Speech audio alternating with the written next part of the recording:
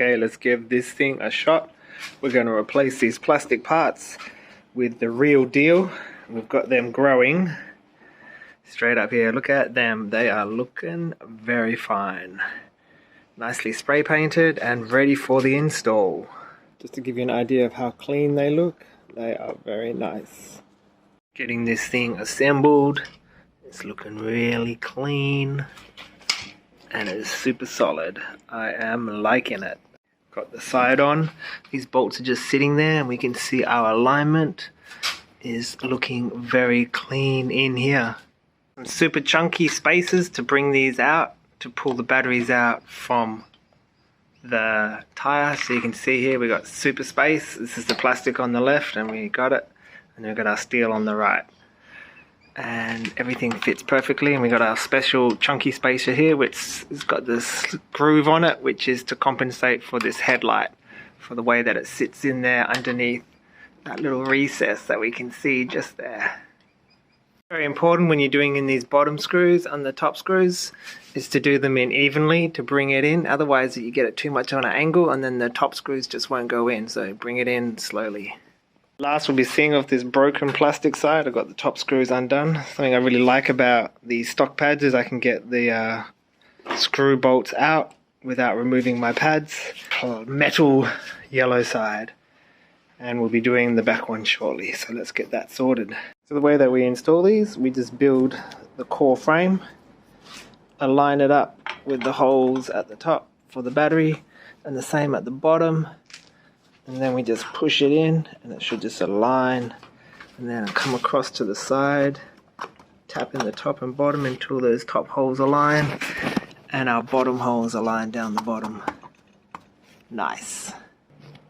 Got that top front bar installed and this thing is looking very nice. Very solid. I guess the best thing is having the handlebar at the top. This bar here is my favorite feature. Get a good grip on it. Feels very solid. Indestructible. Let's get the back one done.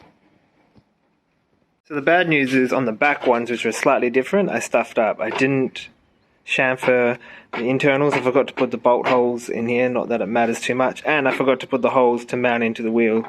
So we've just center punched them and now it's time to drill them out. But it is the initial one prototype, so you learn from your mistakes. Always double check before submitting.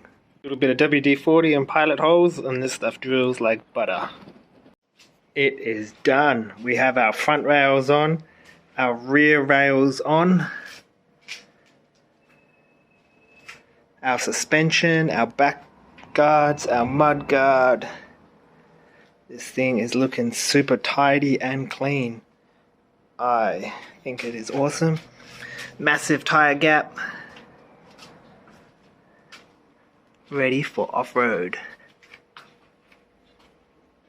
So I did cut the front ones and I cut them too much. It's a bit of a bummer. I'd cut them differently if I did it again.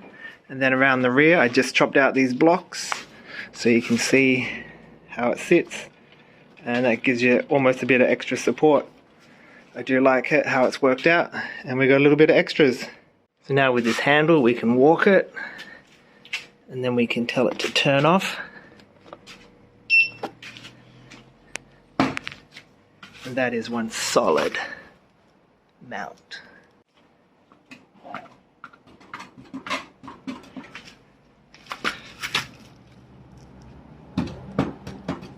Just thinking, because I can put this on the stand on the back, which works, and I can also put it on the stand on the front, which is like this, and there's even enough room to grab your hand around it.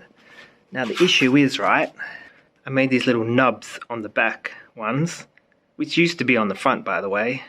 We can see the scratch marks on the front. So the way I can avoid this is these inner bushings can be bigger, and then they become the sacrificial piece instead of grinding into the metal. Oh, easy do. Favorite feature is